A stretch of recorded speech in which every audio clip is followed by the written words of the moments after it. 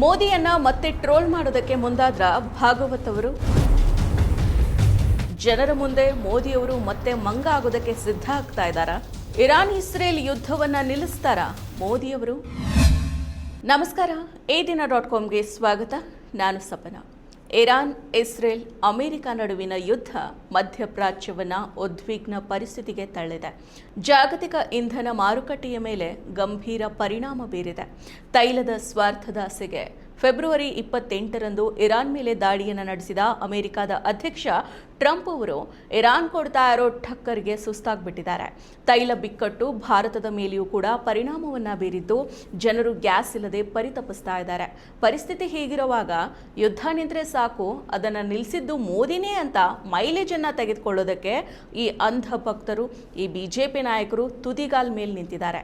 ಹೌದು, ಈಗಾಗಲೇ ಸಾಮಾಜಿಕ ಮಾಧ್ಯಮದಲ್ಲಿ ಈ ಬಗೆಗಿನ ವಿಡಿಯೋಗಳನ್ನು ಹರಿಬಿಡ್ತಾ ಇರೋ ಈ ಬಿಜೆಪಿಗರು ನರೇಂದ್ರ ಮೋದಿ ಬಂದರೆ ಯುದ್ಧ ನಿಲ್ಲುತ್ತೆ, ಇದು ಜಗತ್ತಿನ ವಿವಿಧ ರಾಷ್ಟ್ರ ನಾಯಕರ ಬಲವಾದ ನಂಬಿಕೆ ಆಗಿದೆ, ವಿಶ್ವಶಾಂತಿಗಾಗಿ ಭಾರತದ ಪ್ರಧಾನಿಯವರ ಇಚ್ಛಾಶಕ್ತಿ ಮತ್ತು ರಾಜತಾಂತ್ರಿಕತೆಯ ಮೇಲೆ ಇಡೀ ವಿಶ್ವನೇ ಭರವಸೆಯನ್ನ ಇಟ್ಟಿದೆ ಅಂತ ಬರೆದುಕೊಂಡು ಹಂಚ್ಕೊಳ್ತಾ ಇದ್ದಾರೆ.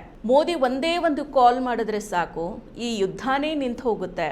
ಅರಬ್ ರಾಷ್ಟ್ರನೇ ಯುದ್ಧವನ್ನ ನಿಲ್ಲಿಸುವಂತೆ ಮೋದಿ ಮುಂದೆ ಕೇಳ್ಕೊಳ್ತಾ ಇದ್ದಾರೆ ಎಂಬಿತ್ಯಾದಿ ವಿಷಯಗಳನ್ನು ಹಂಚಿಕೊಳ್ತಾ ಜನರ ಮನಸ್ಸಲ್ಲಿ ಮೋದಿಯನ್ನ ಯುದ್ಧ ನಿಲ್ಲಿಸೋ ವಿಶ್ವಗುರುವನ್ನಾಗಿ ಬಿಂಬಿಸೋ ಎಲ್ಲ ಪ್ರಯತ್ನಗಳು ಕೂಡ ಎಗ್ಗಿಲ್ಲದೆ ನಡೀತಾ ಇದೆ.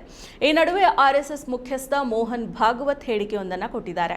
ಮಧ್ಯಪ್ರಾಚ್ಯದಲ್ಲಿ ನಡೀತಾ ಇರೋ ಯುದ್ಧಕ್ಕೆ ಭಾರತನೇ ಅಂತ್ಯವನ್ನ ಹಾಡಬಹುದು, ಭಾರತ ಈ ಯುದ್ಧವನ್ನ ನಿಲ್ಲಿಸೋದಕ್ಕೆ ಸಮರ್ಥವಾಗಿದೆ ಅಂತ ಹೇಳ್ಕೊಂಡಿದ್ದಾರೆ. ನಾಗ್ಪುರದಲ್ಲಿ ನಡೆದ ಸಭೆಯೊಂದರಲ್ಲಿ ಮಾತನಾಡಿದ ಮೋಹನ್ ಭಾಗವತ್ ಅವರು ಪ್ರಸಕ್ತವಾಗಿ ನಡೀತಾ ಇರೋ ಯುದ್ಧವನ್ನ ಅಂತ್ಯಗೊಳಿಸೋದಕ್ಕೆ ಭಾರತ ಸಮರ್ಥವಾಗಿದೆ ಅಂತ ಹಲವು ದೇಶಗಳು ಹೇಳ್ತಾ ಇವೆ ಅಂತ ಹೇಳಿದ್ದಾರೆ. ಭಾಗವತ್ ಅವರ ಈ ಹೇಳಿಕೆ ನಿಜಕ್ಕೂ ಕೂಡ ಹಾಸ್ಯಾಸ್ಪದ ಆಗಿದೆ.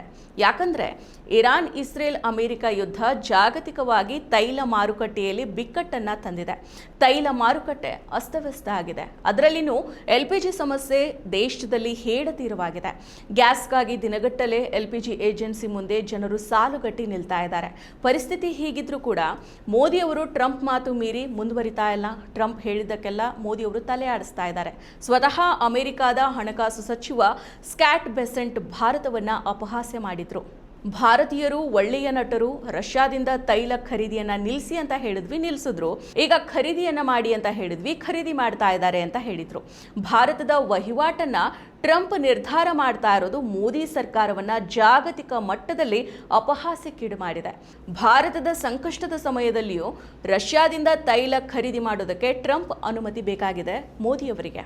ಭಾರತದ ವಿರುದ್ಧ ಇಲ್ಲಿವರೆಗೂ ಟ್ರಂಪ್ ಏನೇ ಮಾತನಾಡಿದ್ರು ಮೋದಿ ಉತ್ತರವನ್ನ ಕೊಟ್ಟಿಲ್ಲ. ಪಾಕಿಸ್ತಾನ ಮತ್ತು ಭಾರತ ಯುದ್ಧವನ್ನ ನಿಲ್ಲಿಸಿದ್ದು ನಾನೇ ಅಂತ ಜಾಗತಿಕ ಮಟ್ಟದಲ್ಲಿ ಟ್ರಂಪ್ ಅವರು 60ಕ್ಕೂ ಹೆಚ್ಚು ಬಾರಿ ಹೇಳ್ಕೊಂಡಿದ್ದಾರೆ. ಆದರೆ ಮೋದಿಯವರು ಮಾತ್ರ ಈ ಬಗ್ಗೆ ಸ್ಪಷ್ಟನೆಯನ್ನ ಕೊಟ್ಟಿಲ್ಲ. ಭಾರತ ಅತಿಯಾದ ಸುಂಕವನ್ನ ಹೇರೋ ದೇಶ ಅಂತ ಜಾಗತಿಕ ಮಟ್ಟದಲ್ಲಿ ಭಾರತವನ್ನ ಟ್ರಂಪ್ ಅವರು ಗೇಲಿ ಮಾಡಿ ಮಾತಾಡಿದ್ರು. ಆದರೂ ಮೋದಿಯವರು ಇದಕ್ಕೆ ಮರು ಮಾತಿಲ್ಲ. ಇಷ್ಟೇ ಯಾಕೆ, ಭಾರತೀಯ ಪ್ರಜೆಗಳನ್ನು ಮೃಗಗಳಿಗಿಂತ ಕಡೆಯಾಗಿ ಕಂಡು ಅವಮಾನ ಮಾಡಿದ್ರು, ದೇಶದ ರಕ್ಷಣಾ ನೀತಿಗಳನ್ನು ಉಲ್ಲಂಘನೆ ಮಾಡಿದ್ರು. 56 ಇಂಚಿನ ಎದೆಯ ಮೋದಿಯಲ್ಲಿ ಒಂದು ಚಿಕ್ಕ ಸಿಟ್ಟು, ಸೆಡವು ಕೂಡ ಕಾಣಿಸ್ಲಿಲ್ಲ. ಅಮೆರಿಕದ ಅತಿಯಾದ ಸುಂಕ ಹೇರಿಕೆಗೆ ಚಿಕ್ಕ ಚಿಕ್ಕ ದೇಶಗಳೇನೆ ತಿರುಗಿಬಿದ್ರು, ಮೋದಿ ಮಾತ್ರ ತುಟಿ ಬಿಚ್ಚಲಿಲ್ಲ. ಯುದ್ಧದಲ್ಲಿ ಹೋರಾಡೋದಕ್ಕೆ ಭಾರತೀಯ ಕಾರ್ಮಿಕರಿಗೆ ರಷ್ಯಾ ಒತ್ತಾಯ ಮಾಡಿದ್ದನ್ನ ಮೋದಿಯವರು ಖಂಡಿಸಲಿಲ್ಲ. ರಷ್ಯಾದ ಪುಟಿನ್ ಸೈನ್ಯದಿಂದ ಒತ್ತಡಕ್ಕೆ ಒಳಗಾಗಿ ಯುದ್ಧ ಪ್ರದೇಶದಲ್ಲಿ ಯುದ್ಧಾಸ್ತ್ರಗಳಿಗಾಗಿ ಕೊಲ್ಲಲ್ಪಟ್ಟ ಭಾರತೀಯರ ಸಾವಿಗೆ ಮೋದಿಯವರು ಸಂತಾಪವನ್ನ ಸೂಚಿಸಲಿಲ್ಲ. ಭಾರತೀಯ ಕಾರ್ಮಿಕರ ರಕ್ಷಣೆಗಾಗಿ ಪುಟಿನ್ ಅವರನ್ನ ಎದುರಿಸೋದಕ್ಕೆ ಮೋದಿಯವರು ಮುಂದಾಗಲಿಲ್ಲ. ಇನ್ನು ಅಮೆರಿಕದ ದೊಡ್ಡಣ್ಣ ಟ್ರಂಪ್ ಮಂಡಿಯೂರಿ ಅಂತ ಹೇಳಿದ್ರೆ, ನಮ್ಮ ಪ್ರಧಾನಿ ನರೇಂದ್ರ ಮೋದಿಯವರು ನೆಲಮಟ್ಟ ಮಲಗಿ ದೇಶದ ಸ್ವಾಭಿಮಾನವನ್ನು ಮಣ್ಣು ಪಾಲು ಮಾಡ್ತಾ ಇರೋ ಸಮಯದಲ್ಲೇ ಯುದ್ಧವನ್ನ ನಿಲ್ಲಿಸೋ ಶಕ್ತಿ ನಮ್ಮ ಮೋದಿಯವರಿಗಿದೆಯಾ?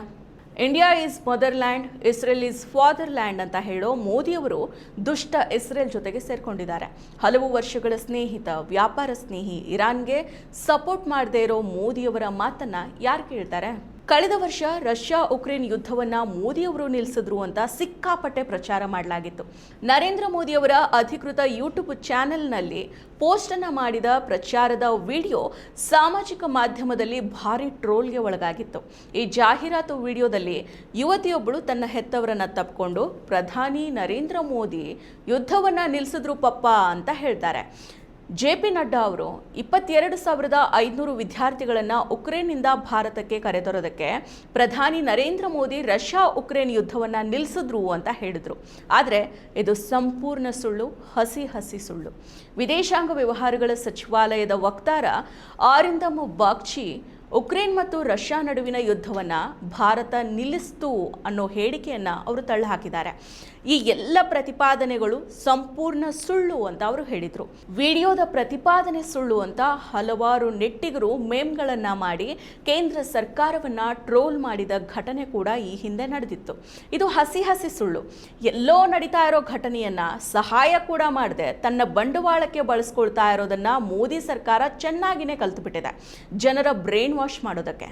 ಇಷ್ಟು ವರ್ಷಗಳ ಕಾಲ ನಮ್ಮದೇ ದೇಶದ ಮಣಿಪುರದಲ್ಲಿ ನಡೀತಾ ಇರೋ ಹಿಂಸಾಚಾರವನ್ನ ಮೋದಿ ಅವರು ನಿಲ್ಲಿಸದೇ ಇರುವಾಗ ಇನ್ನು ರಷ್ಯಾ ಉಕ್ರೇನ್ ಯುದ್ಧವನ್ನು ಅವರು ನಿಲ್ಲಿಸೋದಕ್ಕೆ ಹೇಗೆ ಸಾಧ್ಯ?